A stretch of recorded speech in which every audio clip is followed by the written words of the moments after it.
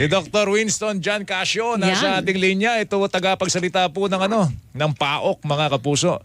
Presidential Anti-Organized Crime Commission. Sir Winston, kamusta po kayo? Magandang umaga. Si Joel Suweng. Magandang umaga po. Magandang umaga po at maligayang Araw po ng kalayaan. Day sa atin. Yes, Opo. sir. Dr. Casio, pinamamadali yata ninyo yung pagsuyod po doon sa mga gusali dahil ilang araw na lamang ang bisa ng inyo pong search warrant. Tama Yes. ho ba yun? Tama po, tayo ngayon ay nasa pang-anim na araw na po ng paggagalugan natin. We're supposed to return the warrant in 10 days time. So, meron na lamang kung kaming 4 na araw. So, what we have done so far, 29 na buildings na po yung ating na search. 26 na po doon yung na-process natin. Ibig sabihin po ng na-process, naayos na po natin yung inventaryo at lahat. 3 na lang yung ongoing yung processing. Then, tayo ngayon ay nasa 30th building na po. Ilang Ilan pa? building pa? 45 lahat yung buildings. Ang dami pala niyan. Kakayanin po ba in 4 more days? We'll try our very best, ma'am. If you But then can, again, ano pong option? Hihirit kayo sa Pwede ba court na extension i-extend yan? yung search Yes, warrant? sir. We would request for an extension. Okay. Doon po sa 29 na inyo pong napasok na at 26 na na-process. Ano natuklasan Ano nyo po doon? natuklasan ninyo? Maliban po doon sa na may mga sex toys, may mga baseball bat, may torture room at merong military Uniforme. uniform ng China. Well, so far, yun yung mga basic na nakita natin doon.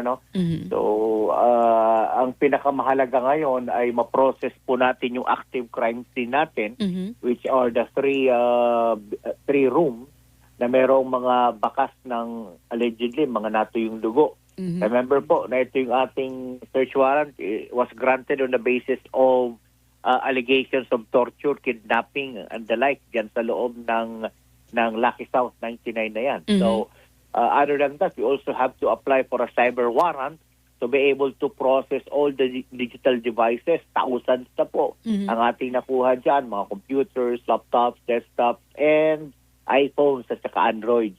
Napaka matinding trabaho po ito na ginagawa ngayon ng national government, katuwang ang PAOK, DILG, maging ang DOJ natin, ang PNP, eventually papasok din yung AMLAC, PAGCOR. Ang dami, ang laking trabaho nito. Opo. Sino po ang sasampahan ng kaso dyan, Dr. Casio? Medyo humahaba na ho ang listahan natin, ma'am. Kasi una nating sasampahan siyempre dyan, yung mga incorporators and officers na itong mga korporasyon na nakadikit po dyan sa Lucky South 99. May mga dokumento po silang isinumite dito sa ating PAGCOR, so we'll be able to file the charges against those people. Likewise, may mga nagpakilala, nagrepresent sa Lucky South 99 na ito. No? So, lahat po yan, pati yung mga foreign nationals na na-identify natin na nandito sa Pilipinas na who are in one way or the other associated to Lucky South 99. So long as the evidence are strong, we will be able to file criminal charges against all of them, ma'am. Dr. Casio, nung huli kayong isa sa mga previous interview po sa inyo, meron kayong binanggit na pag nalaman ninyo kung sino ang nasa likod ng Pogo Hub sa Porac, Pampanga, ikagugulat ito na sambayan ng Pilipino. Sino po yon? Siyempre, ma'am, hindi pa po natin pwedeng sabihin po yun. Kasi ayaw niya magulat tayo ngayon. Ayaw ko magulat kayo ngayon, sir. Ito na lang. Kung hindi po natin pwedeng pangilanan, bigyan nyo kami ng kahit konting hint. Government official siya? Halal po ba siya? Or may mataas siyang posisyon sa gobyerno na ano? Ganito na lang ho. Masasabi natin, ang tanikala na nagtatagni, na nagdudugtong sa Baofu compound, sa Bamban Tarlac, at saka dito sa Lucky South 99 sa Porac, Pampanga, ay napakatibay. Meaning magkaugnay o iisang tao? Magkaugnay. Okay. Ano ibig sabihin ba, magkadugo o magkasosyo sa negosyo lang?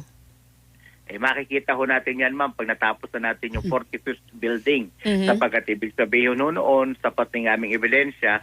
Well, actually, sa ngayon pa lang, meron na kami malalakas na ebidensyang pwedeng may sampa. Kaya lang, ang gusto po natin, ang instruction po sa amin, ang ating executive secretary, ng chairman ng PAOK, is to be able to build solid airtight cases. So, Basta nakakagulat lang po yung mga initial na nakita namin, yung mga ebidensya kung sino yung mga tao nasa likod nito. Wala siyang permiso, no? Itong nakuha niya sa Porac, itong pogong inyong sinalakay po dyan. Walang permiso sa PAGCOR po yan, no? Wala ho. Nung ano pa po, September or October 2023, wala na ho silang permit. Tapos they requested for a re-evaluation of their application, but it was denied with finality po noong May 22, 2024. Pero ang business permit nila, kailan magpapaso? Napasok po ito noong pagpasok ng January, ito pong kasalukuyang taon. Ganon? Anong ginawa ho ng local government unit dyan? At saka ng police din. Ay hindi ho yata sila nabigyan na rin yun na ng permit, sapagkat ayon sa aming mga investigasyon, hindi ho sila binigyan ng certificate ng fire safety permit. Kailangan po yun. Mahalagang Opo, aspeto po ng business permit po yung fire certificate. Opo. Kaya kahit ano pong gawin, hindi ho talaga Ay, sila bakit magkakaroon nag-ooperate? ng permit. Kung dahil nag-operate pa rin sila, since January na wala na po silang business to operate, bakit napayagan pa rin? May liability doon ang LGU, Dr. Casio? With regards to the liability of the LGU, I would imagine yan po ang magiging i-examinin at imbestigahan ng ating Department of the Interior, no? Sapagkat nga po, medyo blatant po sapagkat you have 45 buildings sticking out as a source pump all in the town of Tarlac at Porac, and then meron din po yata itong bahagi na parte ng Angeles, hindi kami sigurado. Pero Imposibleng hindi mapansin po ng Laki local yan government unit po yan, ano? yan ho ang tinatawag kong sticking like a source pump. Kaya Parang nga, sa bumban. Diba, mukhang natutulog sa pansitan si Mayor. Well, yan po, I will not be the Nakakagulat right yun, person Weng, to yung judge sinabi kong yan. Nakakagulat. Ito na lang huling hirit ko, Dr. Casio. Paano nyo po pinaprocess ngayon yung mga uniform ng Chinese military na nakita po dyan sa Pogo Hub na yan? Tsaka props lang daw yan, Dr. Casio. O yung possibility na nagagamit po ang Pogo para infiltrate tayo talaga ng PLA? Okay, marami pong bahagi yung tanong ninyo. Una, props po ba siya? As of this time, neutral pa po kami. Hindi pa po namin alam because we are not experts on determining kung authentic po o hindi ang isang military uniform. Pero ito po ay magiging bahagi kasi ng ating ebidensya. Alright. Since discover po siya doon sa search of the premises, it will be part of the evidence. So ipoproseso din po natin ito. Then once na return na natin sa korte itong ebidensya nito, then we would ask our military counterparts to check on this. Okay. And then sila na po ang magpapatuloy ng bahaging yan ng investigation. Abangan mo namin yung mga kagulat-gulat po ninyong announcement, Oo.